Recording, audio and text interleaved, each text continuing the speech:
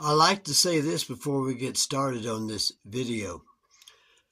Go, not now, but at the end of this video, go to the playlist about the March 13th lunar eclipse and about Purim and all that's coming up.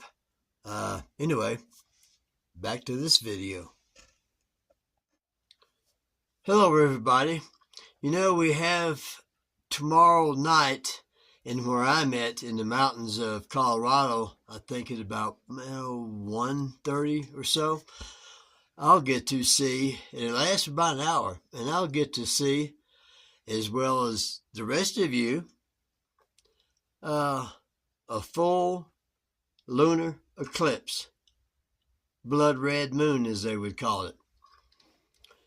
Is there any significance to that? I believe there is. But I'm going to let you decide.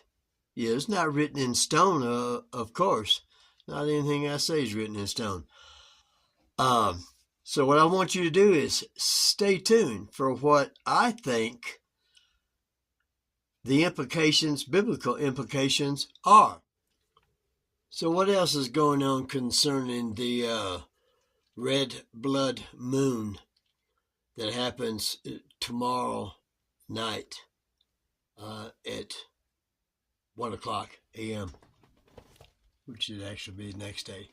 Well, that would be the first day of the 7th month, according to God's calendar set in the heavens where no man can change. And 14 days from that will be the Passover. Again, according to his calendar set in the skies, in the heavens, which is not the Hebrew calendar nor the Gregorian calendar. Now, for those of you who are familiar, who come to my YouTube channel, know that I've been saying that's the fifth seal, knowing that I've been saying that the fifth seal will happen this Passover.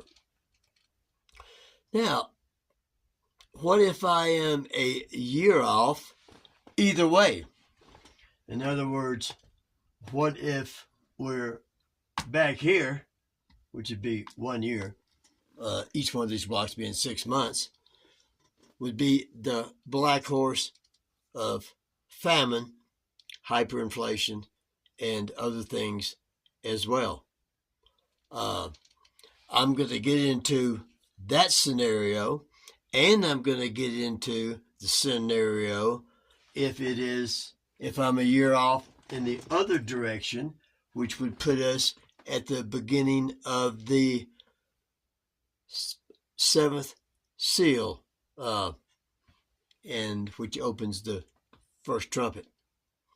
And what I believe concerning both of those, being the Passover, and every believer should know what Passover is. It's by the blood of the Lamb on the doorpost of our heart and our mind that will save us from the impending judgment. And we all know that in the Old Testament, while the Hebrew nation was in Egypt, slavery, that the first Exodus happened. There was 3 days of darkness. All the firstborn of those that didn't have the blood or paint the doorpost to their dwelling place with the blood of a lamb. If they didn't do that, that's what happened to them. The judgment came on Egypt, of which today's America, the daughter of Babylon, is a type of that. And I believe that the second Exodus has not happened yet. It may have started back in 1948, but it hasn't been completed yet, believe me.